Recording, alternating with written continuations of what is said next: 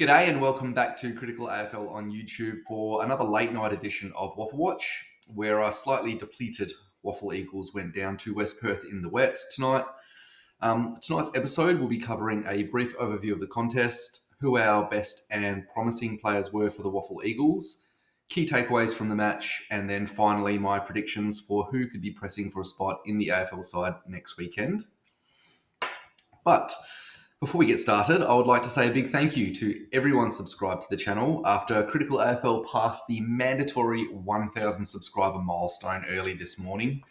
A lot of the long-term subscribers following this channel will know that this has been an essential goal for the channel to become monetized, which is a big factor in me being able to justify all the time put into producing content on a regular basis, just alongside my hectic life schedule. But more than anything, I want to say thank you to all of you for not just subscribing, but for all the genuine support I've had on the road to this goal. For weeks now, I've read comments on every video I've produced, keeping count for me, letting me know that it's not far off now, and then even congratulating me almost immediately after the milestone was reached this morning. For me personally, I've always really valued altruism as a really important trait in people, and it's been really encouraging to see so much of it in this little footy community. So thank you. It's been very much appreciated. And now for tonight's overview.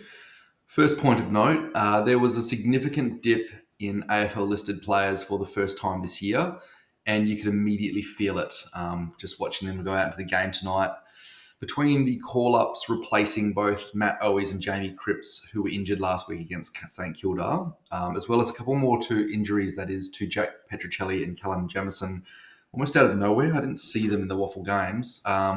The WAFL Eagles went from 17 AFL listed players just before the WAFL bye down to 12 tonight against West Perth.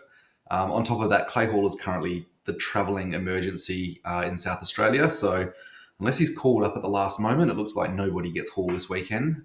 So I guess nobody wins. Let's take that one with a grain of salt though.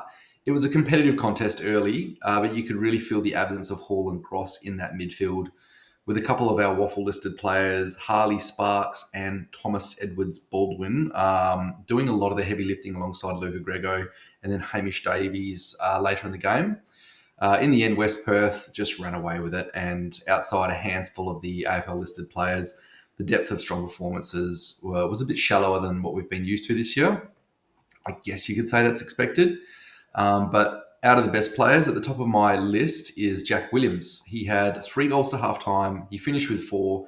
And while his possession count was low, he just stood head and shoulders above West Perth's backline, quite literally, but figuratively as well, on a night that had very limited supply.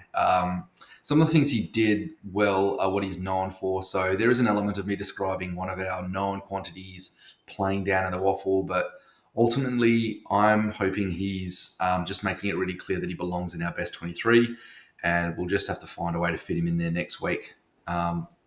Next best for us tonight was Colin Livingston, who had yet another game as one of the better performers for, I think, probably the third round. I won't say week because of that bye, but the third round in a row on the WAFL. He had a really impressive night in the ruck and also managed 2 goals alongside that really big responsibility, as well as 12 disposals all up. I think the main observation, though, is the same as I made last week in my last video, and that is his strength is starting to really stand out. I'm not certain how well that translates to AFL traits at this stage. I mean, things like Fraser Geary spring to mind when you look at someone's strength being their defining characteristic in the AFL.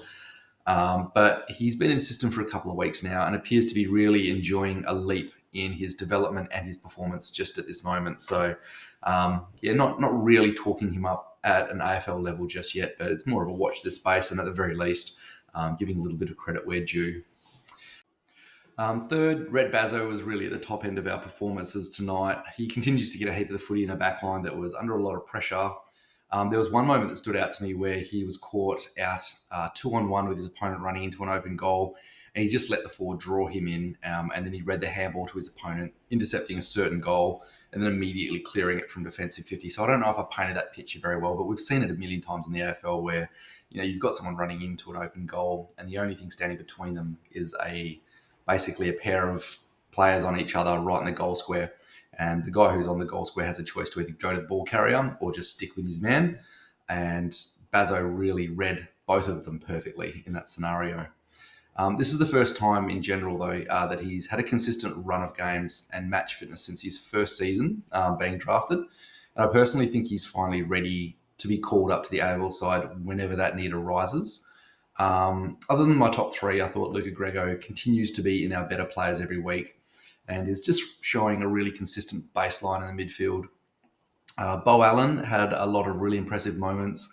And while he probably didn't get enough of it, he still looks closer to the AFL side than some guys who had a bit more of an impact in the WAFL, purely because of what he's able to do with the ball in hand, which is break tackles and break lines. The other really impressive performance for me was actually Job Shanahan down back in defence. He reminds me a little bit of Oscar Allen in his first year, just getting swung into defence. It was his debut game against GWS, and it happened simply because we had no other choice, and then he just excelled after being thrown in the deep end. And Shanahan just really did the same. I think his versatility and just his ability to plug and play in any role where he's not been potentially training is really impressive. He had 13 disposals and played a really good man-on-man role in defence throughout the evening, which is about it for the better and promising performances and brings me to my key takeaways. Firstly, it's worth noting that this has been the first year that the WAFL Eagles has been the right environment, I think, that we need to develop our young talent. Some of you may have seen the news through the week after I've spent, I think, the start of this season calling for an immediate contract extension for Tyrell Dewar. He signed a 3-year extension earlier in the week. Obviously, not all of that was this year's WAFL side because I was already giving a really strong rap to him in the pre-season, and then he walked straight into the AFL side for the first couple of rounds. But he has been dropped back to the twos, and he returned to the AFL again into the 23 this weekend. And the important thing is that the games he played back in the WAFL have helped him, as well as a lot of other players, to bounce back to AFL form. Unfortunately, my second key takeaway is the other side of the coin to that observation, which is that once our AFL injury list reaches a tipping point of around 7 or 8 players, we no longer look capable of winning at WAFL level. West Perth came across to me as our easiest opponent in the WAFL so far this year. But with that sudden dip in availability this week, we never really looked close to it.